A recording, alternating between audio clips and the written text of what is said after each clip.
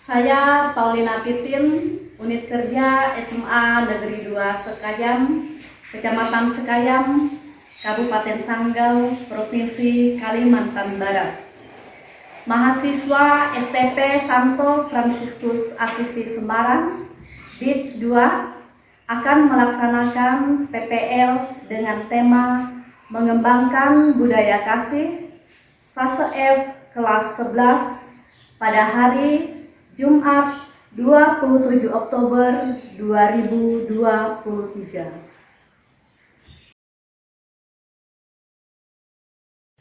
SMA Negeri 2 Sekayam merupakan salah satu SMA negeri unggulan di Kabupaten Sanggau yang lebih dikenal dengan nama Smanda Sky.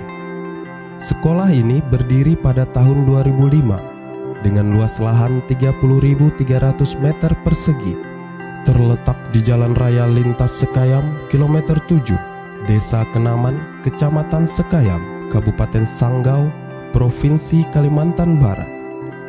Sejak berdiri hingga sekarang, SMA Negeri 2 Sekayam memiliki sejarah panjang dan prestasi yang banyak diraih oleh peserta didik, baik dalam bidang akademik maupun non-akademik.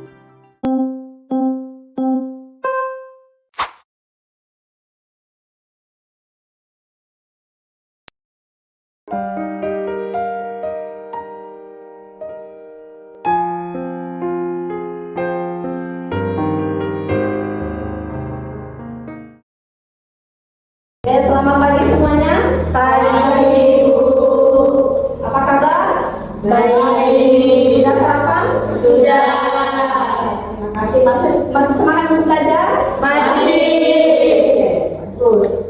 Nah, sebelum kita memulai materi kita pada pagi hari ini, kita awali dulu pembelajaran kita dengan doa pembukaan. Siapa yang memimpin doa? Oke, silakan. Baiklah teman-teman, sebelum memulai pelajaran pada pagi hari ini, marilah kita berdoa dalam nama Bapa dan Putra dan Roh Kudus. Amin. Allah Bapa yang penuh kasih, berkatilah kami dalam kegiatan belajar ini, supaya kami mampu memahami sabda-Mu dan menjadi pedoman hidup kami. Semoga karena kasih-Mu, kami hidup penuh kasih dengan sesama, menjadi pembawa damai bila terjadi kekerasan, demi Kristus Tuhan kami. Amin. Dalam nama Bapa dan Yesus. Amin. Ada yang izin, ada yang kegiatan pramuka. Terima kasih untuk hasilnya. Jadi ada 3 orang yang tidak masuk hari ini. Kemudian terima kasih kepada kalian yang sudah datang pada pagi hari ini. Ibu mau tanya, siapa yang tahu materi kita minggu lalu? Silakan. Materi kita minggu lalu adalah tentang HAM dalam kerangka kitab suci dan ajaran gereja. Terima kasih. Ya, karena masih mengingat materi kita minggu lalu itu tentang HAM dalam kerangka kitab suci dan ajaran gereja. Nah, apa yang dimaksud dengan budaya kasih? Budaya kasih adalah kebiasaan menghargai martabat manusia. Budaya kasih adalah kebiasaan bersama saling memperhatikan dalam mencapai kesejahteraan bersama. Nah, mengapa terjadi tindakan kekerasan dalam hidup manusia? Saya akan perbuatan seorang atau kelompok orang yang menyebabkan orang lain cedera atau mati, bahkan menimbulkan kekerasan fisik atau barang orang lain. Nah, siswa-siswi yang terkasih, proses pembelajaran kita hari ini nanti ada diskusi ya di materi ini, ada diskusi, nanti kita masuk ke kelompok dan nanti akan disampaikan cara-cara pembelajaran itu seperti apa. Nah, kemudian kita lihat tujuan pembelajaran. Nah, ini kompetensi yang harus kita capai di materi ini. Nah, materi kita hari ini tentang mengembangkan budaya kasih, ya, mengembangkan budaya kasih. Kompetensi awalnya itu peserta didik mampu membangun budaya kasih dengan segala kekuatan dan keterbatasannya melalui pengalaman hidup secara kritis dan bertanggung jawab sehingga mampu mewujudkan budaya kasih dan bertakwa kepada Tuhan yang Maha Besar dalam hidup sehari-hari. Ya.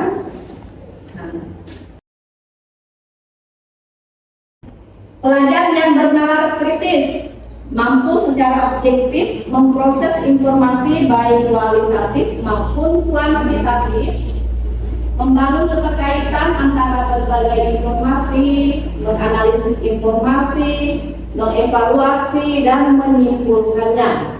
Nah, elemen-elemen dari bernalar kritis ini adalah memperoleh dan memproses informasi dan gagasan, menganalisis dan mengevaluasi penalaran, merefleksi pemikiran dan proses berpikir dalam mengambil keputusan. Ini indikator profil Pancasilanya. Nah, kemudian tujuan. Nah, apa tujuan kita membahas atau belajar tentang materi mengembangkan budaya kasihnya? Tujuan itu adalah peserta didik mampu memahami makna mengembangkan budaya kasih dan menyadari bahwa hidup itu milik Allah dan memilih gaya hidup sehat dan pada akhirnya dapat menjadi agen pengembangan moral hidup Kristiani dalam masyarakat dimanapun kita berada, ya, baik itu di lingkungan sekolah, keluarga maupun di lingkungan masyarakat. Nah, apa yang dimaksud dengan budaya kasih? Oke, anak-anak, selanjutnya kita akan menjawab pertanyaan motivasi untuk menguatkan atau memotivasi kita dalam menerima materi tentang mengembangkan budaya kasih. Nah, pertanyaan motivasi yang pertama itu, apa yang kamu ketahui tentang budaya kasih? Silakan. Budaya kasih adalah kebiasaan menghargai martabat manusia. Budaya kasih adalah kebiasaan bersama saling memperhatikan dalam mencapai kesejahteraan bersama. Oke, jawaban yang bagus ya, luar biasa bagus. Kemudian pertanyaan yang kedua, apa yang kamu ketahui tentang kekerasan? Yang saya ketahui tentang kekerasan itu merupakan perbuatan seseorang atau kelompok yang bisa menimbulkan perkelahian, yang bisa menimbulkan kerusakan fisik dan barang orang lain. Terima kasih. Kemudian pertanyaan yang ketiga, apa yang kamu ketahui tentang bullying? Siapa yang jawab? Saya, Bu. Silakan. Bullying adalah tindakan kekerasan yang sering dilakukan secara berulang-ulang yang berdampak secara fisiologis maupun fisik.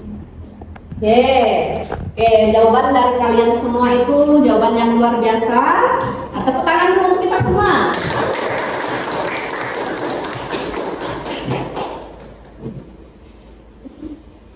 Kemudian kita lihat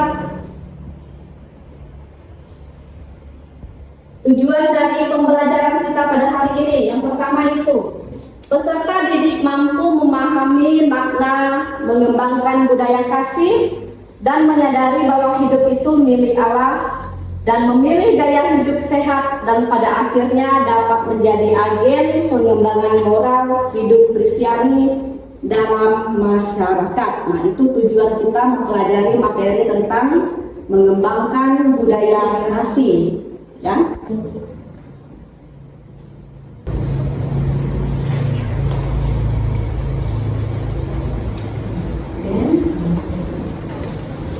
Ini bisa bergabung untuk 3 orang.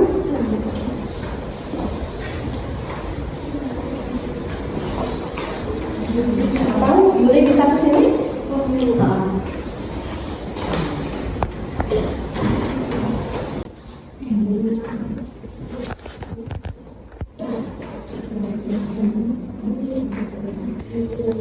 Gambar apa saja yang kamu lihat di situ? Kekerasan dalam rumah tangga. Kekerasan dalam rumah tangga. Ya, terhadap anak dan istri. Kelompok Yuli? Kekerasan pada anak dari orang tua. Kekerasan terhadap anak, ya, yang dilakukan kekerasan atau bullying di sekolah masyarakat. Oke, bullying yang terjadi di sekolah atau masyarakat. Terakhir, Ini Bu, kekerasan atau bullying yang terjadi di sekolah. Yang satu ada yang ketawa, yang satu ada yang melakukan fisik, yang satunya lagi ada yang memvideokan kekerasan tersebut. oke, itu gambar yang Anda lihat atau yang kalian lihat semua di foto itu. Kemudian, apa yang dilakukan orang di dalam gambar? Silahkan dijawab, Anda. Apa yang dilakukan orang itu di dalam gambar? Yang dilakukan dengan gambar ini teman satunya menarik rambut, kalau yang satu lagi sedang menangis. Oke, kemudian yang di belakang akan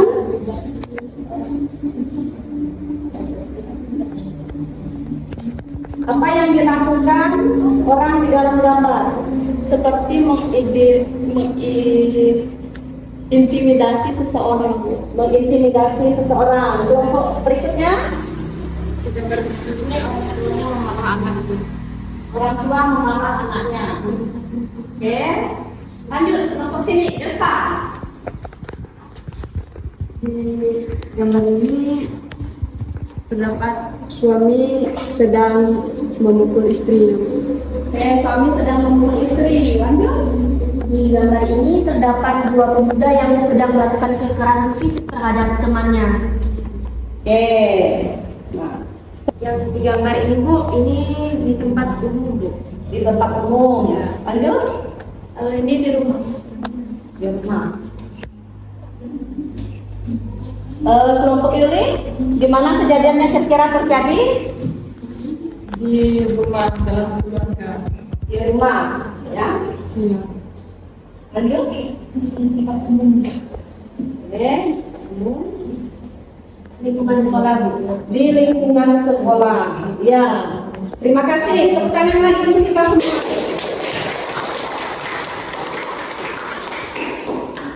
Kalian sudah melihat gambar itu ya. Nah, itulah yang biasa kekerasan atau bullying yang biasa terjadi di lingkungan kita, ya, di lingkungan kita maupun di masyarakat. Nah, kemudian kita akan masuk ke dalam kelompok, ya, kita akan masuk ke dalam kelompok. Nah, untuk membagi kelompoknya ini dengan berhitung. Silakan kakak dari berhitung dari 1, 2 sampai 3. Jadi nanti kita ada 3 kelompok. Oke, silakan. 1, 2, 3, 1, 2, 3, 1, 2, 3, 1. Oke, silakan. Yang kelompok 1 menyebutkan angka 1 di sini, yang menyebutkan angka 2 di sini, dan angka 3 di sini. Silakan.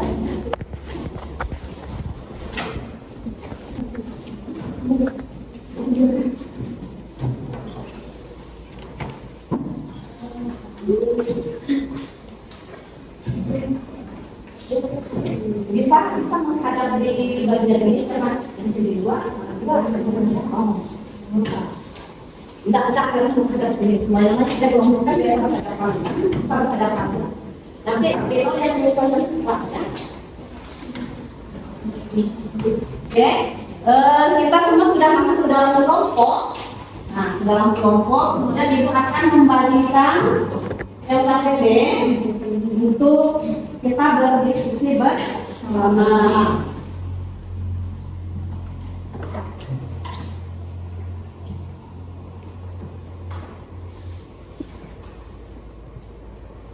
Ini kelompok berapa? Kelompok 1, kelompok 2, kelompok 3. Oke. Nomor 1 dan 2. Kelompok 1 mengerjakan soal nomor 1 dan nomor 2. Jelas? Jelas. Kemudian kelompok 2 mengerjakan soal nomor 3 dan 4.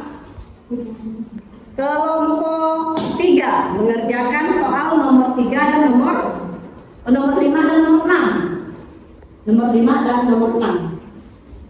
Jelas? Jelas. Oke. Kira 10 menit? Oke. 10 menit ya untuk menyelesaikan kerja kelompok ini. Boleh kalian ngomong-ngomong dengan teman untuk menjawab pertanyaan ini, ya? Silakan.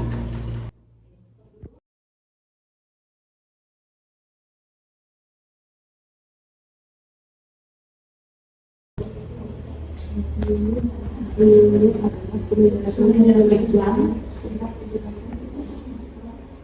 secara berulang-ulang. Penindasan yang dilakukan melalui pembicaraan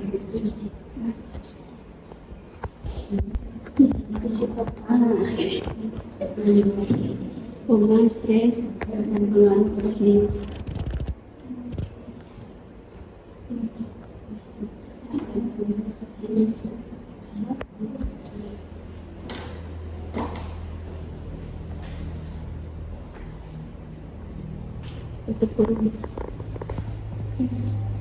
Dan sosial empat akibat dari perubahan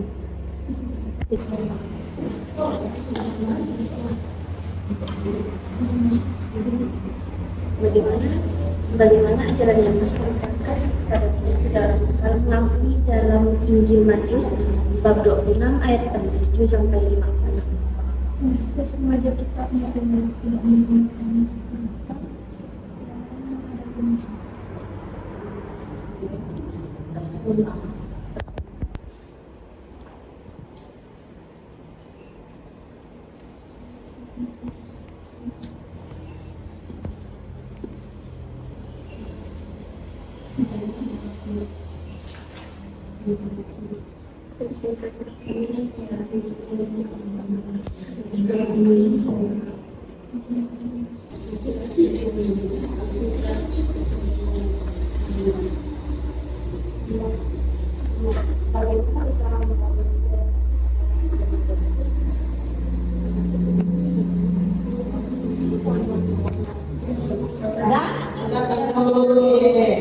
Nah, kalau sudah kita presentasikan hasil kerja kelompok kalian.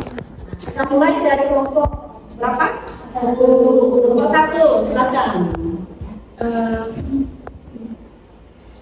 Yang pertama nih, bagaimana pandangan kalian terhadap kekerasan dan bullying? Menurut kelompok kami, bullying adalah penindasan secara berulang-ulang yang berdampak secara psikologis atau fisik yang dilakukan orang yang merasa berkuasa terhadap yang lemah. Dan pertanyaan yang kedua, sebutkan jenis-jenis kekerasan yang sering terjadi di masyarakat. Menurut kelompok kami, kekerasan yang pertama adalah kekerasan sosial, kekerasan keagamaan, dan juga kekerasan politik. Sekian dari kelompok kamu. Terima kasih. Oke. Nah, tepuk tangan dulu. Kemudian kelompok 2. Silakan kelompok 2. Baik, di sini ada pertanyaan apa saja yang menyebabkan terjadinya kekerasan dan bullying di sekolah atau masyarakat. Terjadinya bullying di sekolah atau di masyarakat disebabkan oleh kekerasan dalam faktor kelainan jiwa, psikopat, stres, dan pengaruh obat bius. Pertanyaan selanjutnya adalah apa saja akibat dari terjadinya kekerasan atau bullying di sekolah atau masyarakat. Akibat bagi korban bisa dilihat ketidaknyamanan dan kecemasan, rasa takut dan terisolasi, merasa rendah diri. Dan bagi pelaku bullying tersebut adalah gangguan mental, kecenderungan kriminal, kurang percaya diri, dan kecanduan narkoba. Oke, kelompok 2 sudah selesai. Tangan dulu untuk kelompok 2. Kelompok terakhir, kelompok 3, silakan. Bacakan hasil diskusinya. Untuk kelompok ketiga, pertanyaan nomor 5, bagaimana ajaran Yesus tentang kasih kepada musuh dalam hal mengampuni dalam Injil Matius bab 26 ayat 47 sampai 56? Jawaban dari kelompok kami, Yesus bukan saja mengajak kita untuk tidak menggunakan kekerasan menghadapi musuh, tetapi juga untuk mencintai musuh dengan tulus.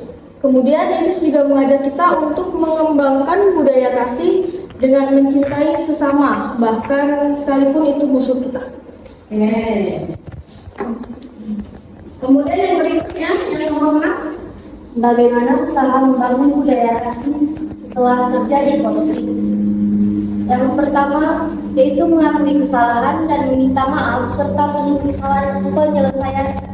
penyesalan diri dari pihak atau kelompok yang melakukan kesalahan. Yang kedua dibacakan oleh dosa. Pengumpamaan oleh korban kepada yang melakukan kekerasan, rekonsiliasi atau pembaharuan. Orang yang menderita menceritakan kembali konflik atau kekerasan yang telah terjadi. Ya, kita sudah melakukan diskusi dan sudah pleno dengan hasil kelompoknya yang luar biasa.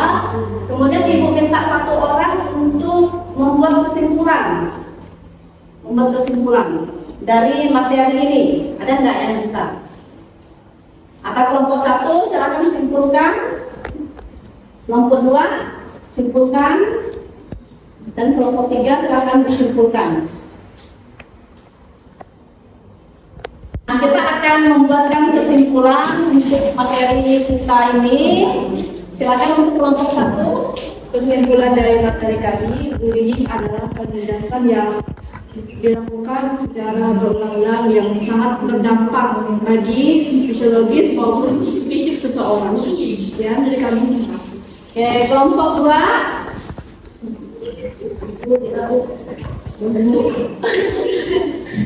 Silakan kelompok 2. Kesimpulan adalah terjadinya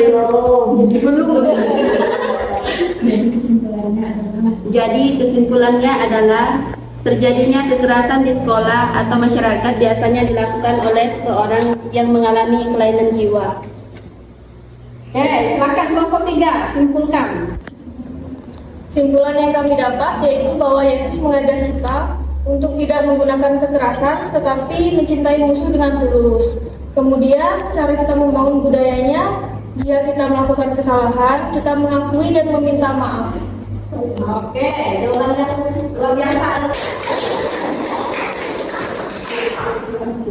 Nah, kita semua sudah mendengarkan kesimpulan dari hasil diskusi. Ibu akan memberikan peneguhan berkaitan dengan materi ini.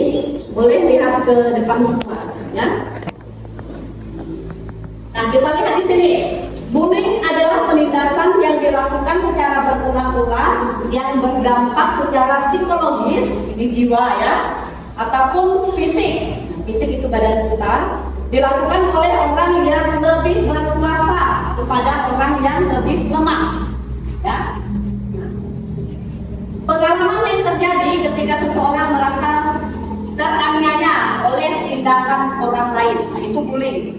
Ya, jadi orang yang berkuasa atas orang yang lemah itu bullying. Ya, kemudian kekerasan sosial, ini kasus-kasus kekerasan yang sering terjadi di lingkungan kita. Yang pertama itu kekerasan sosial, kemudian kekerasan kultural, ini berkaitan dengan adat istiadat, ya.